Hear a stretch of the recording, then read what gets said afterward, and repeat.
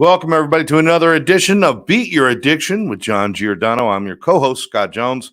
And John, it's been a little bit since we've been together, brother. Yeah, well, we took a hiatus, and now we're back strong, and let's see how we can help God's kids. I did not take a hiatus. I don't do drugs anymore. I'm not sure what a hiatus is. I didn't take one. I'm not sure what it is either. What is it? It sounded good. Hiatus. I love that word. We took a little break. We're back, and we're back in a time when we're still dealing with COVID crisis. We're still dealing with addiction crisis, mental health crisis in the United States. It's more than ever for people to understand about addictions and mental health, isn't it? Oh boy, let me tell you, it's horrendous what's going on, and our government's doing nothing. It's I don't know. So if somebody out there can explain to John and I why it makes sense to not deal with these issues, I don't get it. Greatest country in the world, and we're one of the only countries that don't have health care for everybody and mental health for everybody. Unfortunately, it's about money, power, and control. It's not about lives. So it's more important that we understand as individuals what we can do to help, and what addiction and mental health issues are out there, right? Well, that's why we do this, so we can help at least one person. And you help one person, you help a whole family. Most people don't understand that. And doing God's work, all you can do is the best you can do, and that's it. Instead of sit back and just watching, you have to go and do something. And that's what we're doing as best we can. Absolutely. And I love what you just said. People, please understand, if you've got one member of your family that has a mental health problem or that has an addiction problem, it affects everybody. And everybody needs a certain amount of help, not just the addict, right? Listen, it's a family disease. Yeah. And people got to get that understanding. And it is a dis-ease. And people need help, even if they don't want help because they're in denial and they have all kinds of other things going on in their life. I was in denial. I didn't want any help. They did an intervention on me. That's how I got the treatment. My mother said she wouldn't talk to me again. And says, my mother's not like that, so I'll take a break. And here I am coming up on 38 years in recovery. 38 years. 38 years. I can't even believe it. I didn't think I would have 38 minutes. Good point. And with that, before we get too far into our show, because we have a great guest we're going to be bringing on for you, I'm going to let John and the guests kind of go and talk about everything.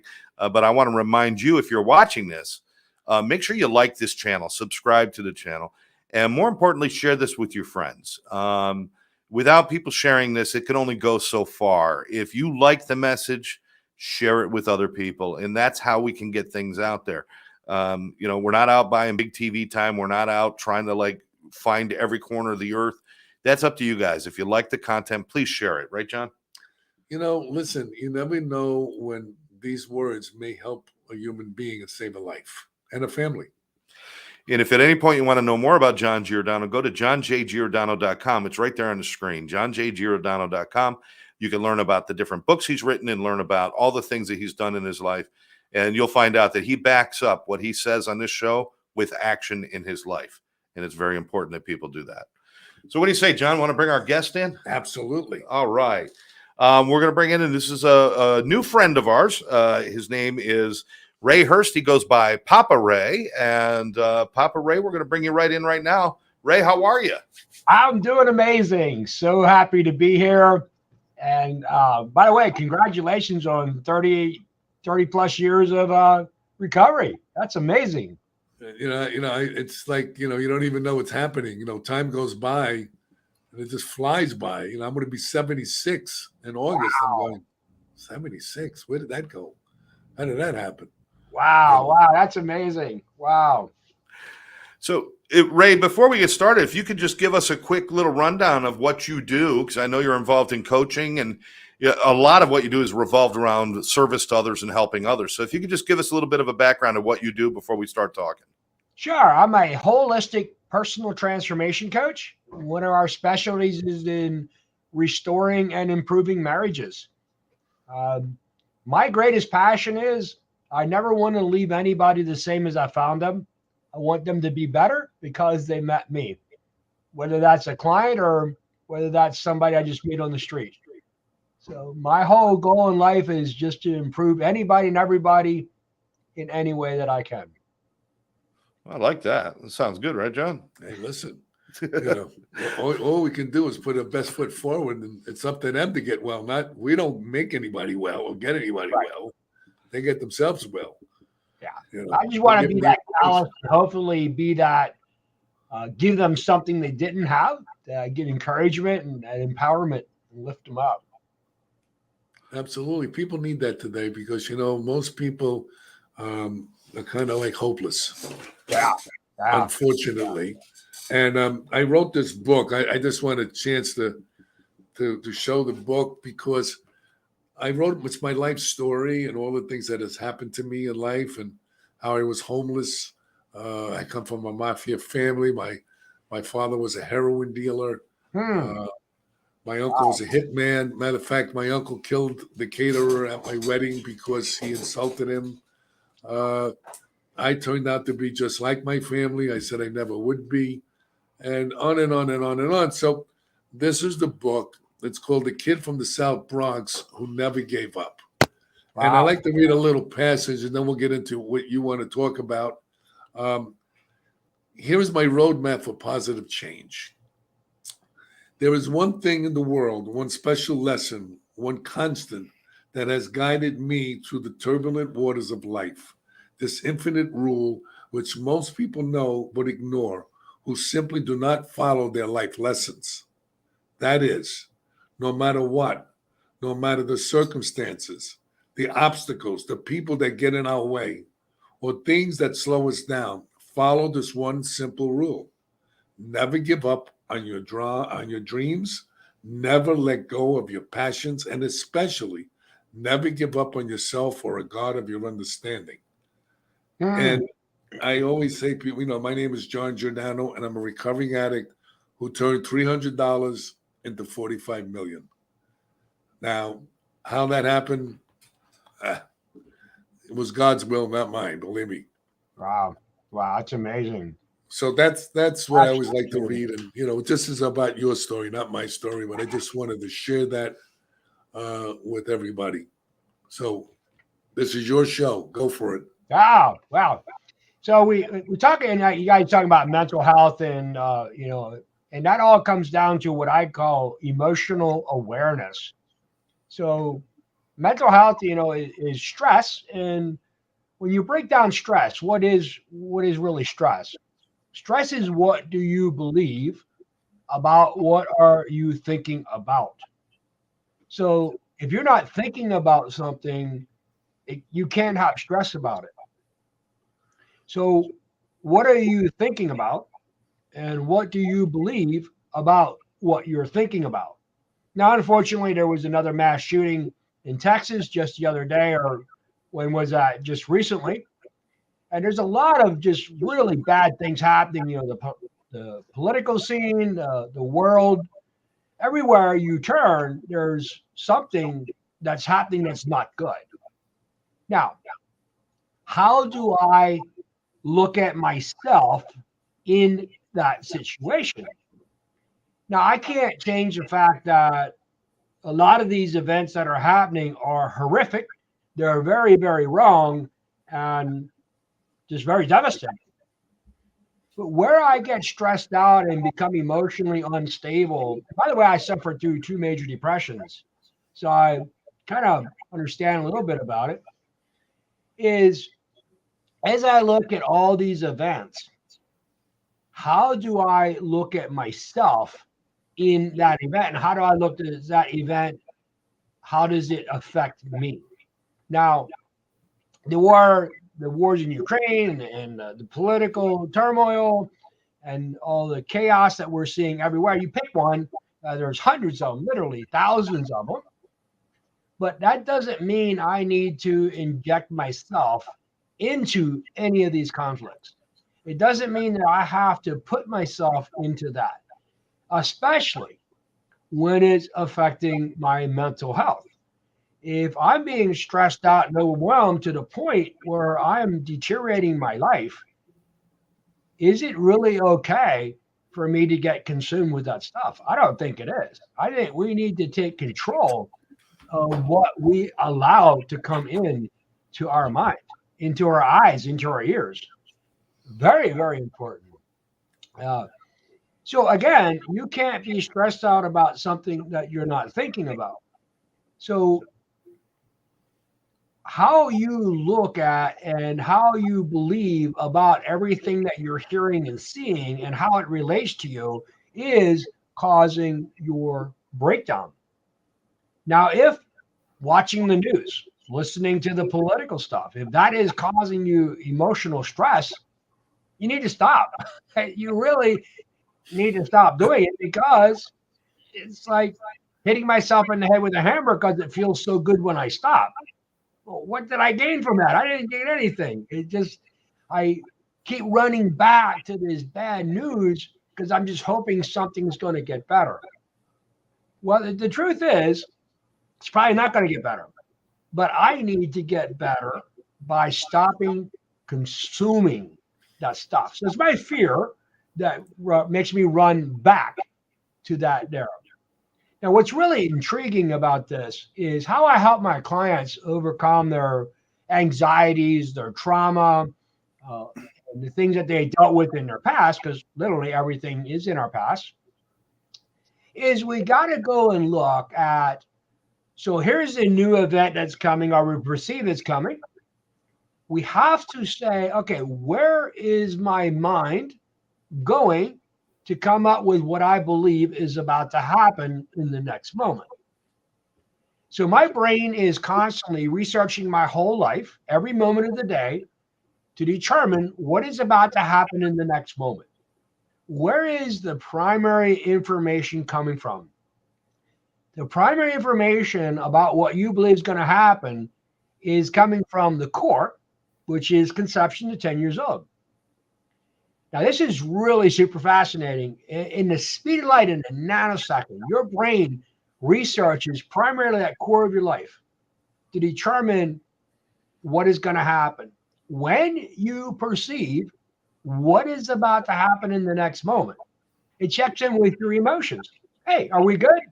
Am I happy? Do I like this person? Am I and I'm a good spot? Am I not? And depending on your state of emotions, it's going to release cortisol and adrenaline are the two major drugs that's going to get released in your body. Your body generates them.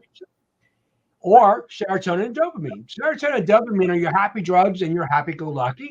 Cortisol and adrenaline are simply to keep you safe. So adrenaline just makes you stronger, gets your heart beating, dilates your pupils, draws up your saliva, shuts down your organs, so you can go into stress response, the fight or flight. Now, it's really critical to understand what the cortisol does. So here comes this event. Your brain does a research in a nanosecond, comes back and says, it's probably not going to work out so well. It didn't work out so well in the past.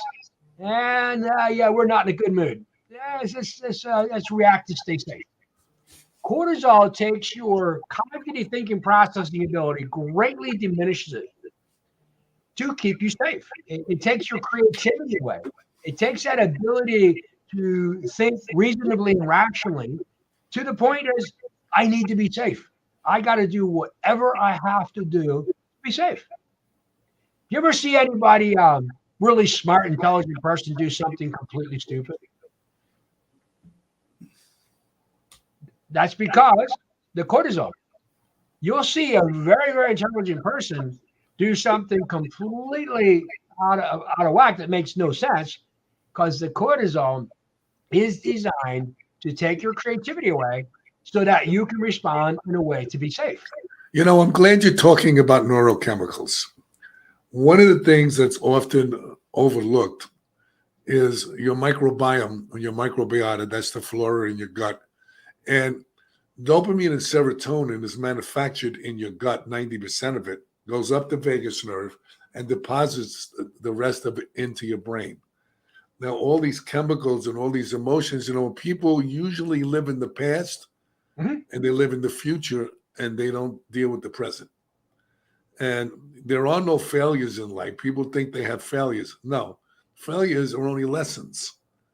Those are your lessons. Now, what you get out of those lessons is what creates the next lesson.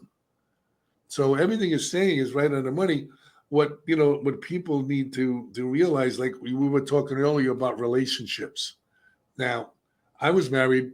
This is the fourth time I've been married. So Hmm. I'm kind of an expert on what not to do. I'll put it to you that way. I'm together now 26 years with my wife.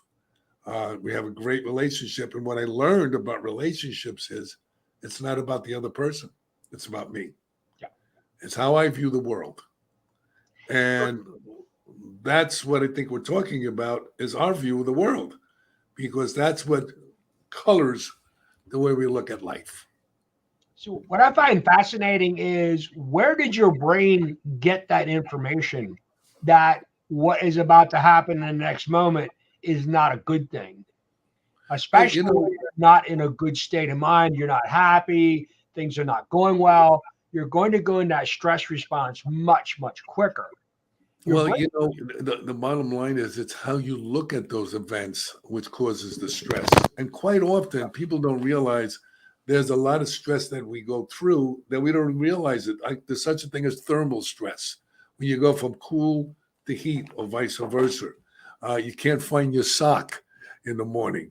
Your coffee's cold, whatever. And these little stresses keep on building. And now you got different emotional events that go on. So it just compounds everything. And if you're not looking at life through a lens of uh, from all your history and see what you need to do, how to circumvent all that, you're going to keep doing what you always done and keep getting what you always got. yeah. That's what I teach my clients is the first thing we do is we sit down, they talk about what they're struggling with. I say, okay, what you're struggling with in the moment is not the real problem. It is, what is it tying to back in your core, conception to 10, that is reminding you of? So when you're between conception and 10 years old, your brain is in hyper neuroplasticity, literally taking in way more information than you do as an adult. Now, as it sucks in all that information at a high rate of speed, it can't categorize and say, hey, dad's just busy and he's not having a good day. And that's why he just kind of like blew me off. No, the child's like, oh my gosh, dad don't love me. Boom, registered, off to the next event. A second later, the next event happens. The problem, that event got stored in that child's brain as truth. Now, as an adult, that child's brain's doing the research. What does this future event mean based on what all the past events meant? What I do has been very, very successful is go back to the first event. So whatever you're struggling with in the moment, we trace it back to the first event where it happened. We change the meaning at that first event. For my example, my father left when I was 4 years old. I had to struggle with every male authority figure, pastors, teachers, bosses, anybody in authority. I struggled tremendously until I came out of my second major depression, 5 minutes away from suicide. The Holy Spirit showed me, Ray, nobody's coming to fix it. And about 3 days later, he said, Ray, they were broken and empty. They couldn't give you what they didn't have. When I changed the meaning of my father leaving my family to the fact that my father was broken and empty and he couldn't give anything to me, what he didn't have, it radically changed my view of people in authority. Absolutely. You're talking about the psychological part, but you see, here's a part that most people don't get. There's a medical part also, okay? And it has nothing to do with your psychological part. All right, what does that mean? Okay, if you have a low thyroid, you're going to have depression and anxiety. If you have hypoglycemia, you're going low blood sugar, you're going to have depression and anxiety. If you have leaky gut syndrome, H. pylori infection, you're going to have depression and anxiety. If you have closed-end injuries, you're going to have depression, anxiety, and behavioral problems. So as you can see, low testosterone and high testosterone causes depression and anxiety.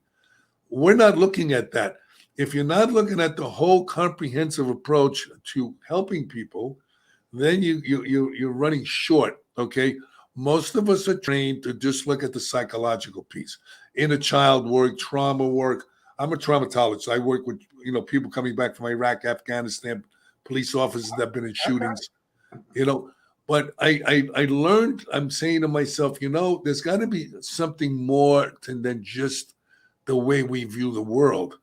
And since we're basically hormonal, bacterial, and chemical components in our bodies, we got to take into consideration that we have to take a look at that. And see, that's what's not happening.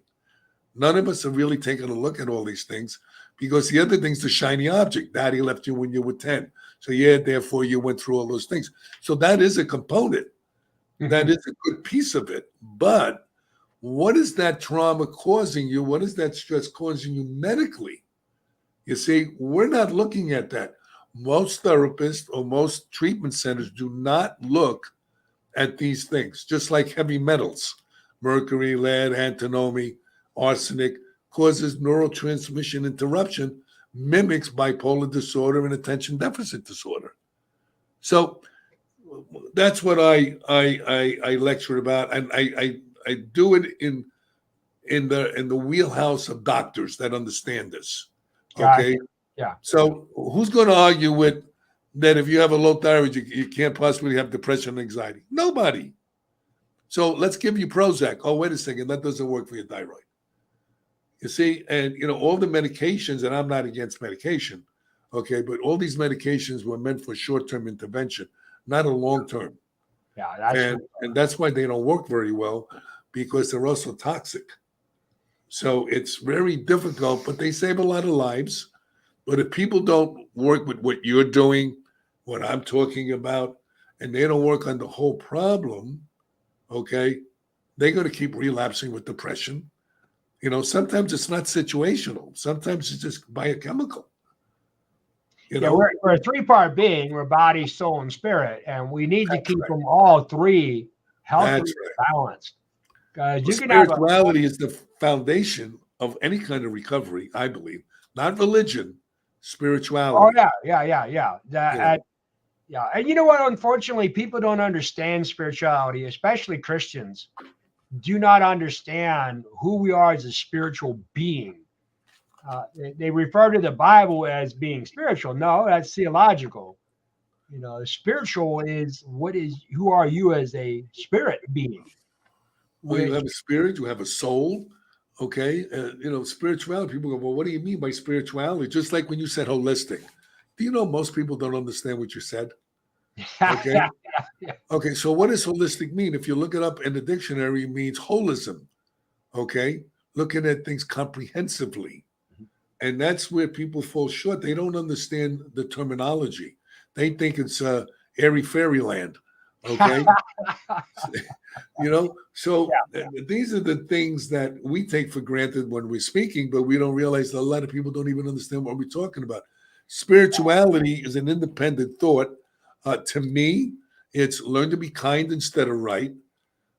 Don't hurt yourself or another human being. Reach out and help people less fortunate than you. Do your best not to lie, cheat, or steal, or to hurt anyone. Real simple stuff. Yeah. And people, hey, you can't go to all the personal development seminars and read all the books and go to McDonald's every day and eat junk food.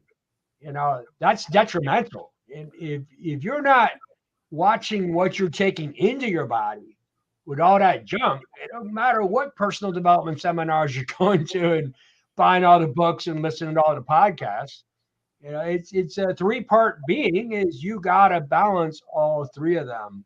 Well, that's interesting you said that, and I'm glad you did, because what we ingest, okay, causes us to have our minds change in the way we look at the world too. People don't get that, especially with your spirituality, your food, your thoughts. Like you say, thoughts create chemical reactions in the body. Yeah, most people don't understand that. So if you hold on to a thought long enough, you're going to create whatever you're trying to create. Even not even knowing you're creating it. And that's why when I tell people, look, do your best not to do processed food and sugars, number Mm, one. yes. Okay. Eat more vegetables and stuff like that. Okay. Be kind to yourself. Learn how to do meditation. It's only been around for thousands of years. You Yeah. know, simple stuff. Talk to somebody about what's going on. Don't hold your stuff in because you're like a boiler. All of Yeah. a sudden, you explode. So, the work that you're doing and the work that we're doing, Scott and I here, is so important. People need to understand. First of all, exercise gets rid of stress and increases dopamine and serotonin, the feel-good drugs. So you need to get a holistic approach to life. Holism. I find it fascinating how your negative thoughts can literally, and no, not can, they literally destroy the cellular structure of your body. Absolutely. And a good one for that is Dr. Joe Dispenza or Bruce Lipton talk about epigenetics and how the environment of your thoughts go to the very cellular structure of your body. And it's a really interesting story here. Is I noticed one lady at church. She looked a little bit at some anxiety. So I went to her and I said, I just feel like maybe you might be struggling with some anxiety. And she shared about her father and how she had issues with her dad. She said, I worked through that for years in counseling. I said, well, I had given your husband my book, Daddy, Why Don't You Love Me? A Father's Blessing and Healing the Wounds of the Absent Abusive Father. The next week she came, oh, I'm sorry. She goes, oh, I need to go to the doctor because my gut is just in major turmoil. I can't keep anything down. It's just really, really bad. She came back the next week. She goes, oh my gosh, I read your book and my symptoms are gone. Now, I'm not saying my book is going to heal anybody. What I'm just saying is her thought and belief process about her and who she was radically changed when she read the book and felt loved as a daughter. So what happened, and you know what happened, is she changed how she thought, and that negative self-condemning wasn't no longer destroying her body. Well, you talked about epigenetics. What a lot of people don't understand about epigenetics means that the social environment can change the gene expression. Oh, huge. So I work with Dr. Ken Blum. He's the geneticist who found the addiction gene. There is an addiction gene. The main gene, there's other genes, but that's the main gene. It's called the DRD2 ALE1 variant gene. And just because you have that gene doesn't mean you're going to become an addict, because there's such a thing as epigenetics, which we just said about the social environment can change the gene expression. So you're 100% correct, okay, about epigenetics. And what you're saying, people need to understand that what you're telling people, what we're sharing with people, just listen. Don't believe a word we tell you. Give it a shot. And if it doesn't work for you, don't do it. Yeah. The biggest thing I would say to people, and I love what you said, the social anxiety, is who are you listening to? Who has your ear? You cannot be listening to everything and everybody. My news feeds on my social media are very, very positive and very upbeat because I very carefully guard my news feed. You say one negative thing and you're unfollowed. You say something really stupid, you're unfriended instantly. I don't give them a second chance. I don't. At 60 years old, I don't have time to filter that out and just like try to backpedal on what you just did. No, I'm not going to let it happen again. And the same thing with people and my friends. Um, if they're negative, I don't give them a second chance. I'll tell them, look, this is not who I am. It's not what I want to hear. If they do it again, I'm done. I just really distance myself and guard myself from allowing that to come in. Well, what people don't understand, I believe, is I didn't understand it either. But my belief system says when you are negative, you attract negativity. Oh, And huge. that energy goes out into the universe. And just like when you do positive things, you attract positive things into your life. And people say, well, you don't understand. I got this going on. I got that going on. I have this going. If you don't have anything going on, that means you're dead. Yeah, yeah, yeah, yeah. Yeah. And a lot of that stuff you got going on is because of how you think. That's right. So you're attracting that. And so it's really hard to go from a negative thinking, acting person to being a positive person. But if you don't work at it, guess what's going to happen? It's like you're pushing the ball up the hill. You stop pushing the ball up the hill, it's going to roll back down. So if you don't actively pursue positive relationships, positive input, guess what? You're going to find the negative. It's going to be there. And if you're not actively guarding your eyes, guarding your ears, guarding the people who have access to you, you're going to find the negative because it's there everywhere. Well, it's like the two wolves story. It's one wolf is altruistic and the spiritual, and the other one's negative. And this, so the story goes is, which is the more powerful? Well, it's the one you feed. Yeah. It's real simple stuff. So I think we're running short of time. Gentlemen, I got to jump in because we have just burned through the show very quickly with some great information and some great conversation.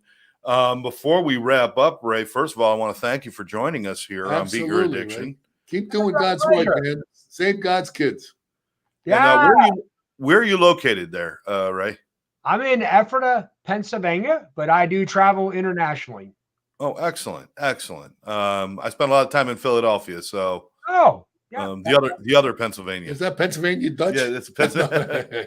Well, I'm right here in the Amish country, right here in Lancaster County. All right. Oh, beautiful. I just spent a lot of time up in Jim Thorpe. I love it up there. It's beautiful. Yeah. Terrific area up there. I want to thank you again for joining us. And we want people to check you out. They can go to your website, ilapnow.com. It's ilapnow.com. And what are they going to find when they go to your website, and what can you do for people, Ray? So as a holistic personal transformation coach, I just help people deal with the stress and the struggles. We do specialize in marriage restoration and marriage improvement. It's something I'm very passionate about. And overall, we're just looking to help people be better people by dealing with their negative past. We just want to help them to be better. And you draw that from your history. So which is even better because you know what it was like to go through what you went through. Yeah, it was horrible. And if I can help anybody not have to go through what I went through, that's a win. Okay. Excellent. Excellent. And if they have any more questions, they can certainly reach out to you, 717-475-6711. And it's not like just to talk to somebody, they got to, you'll talk to them and find out if you're a good fit for them and everything, right?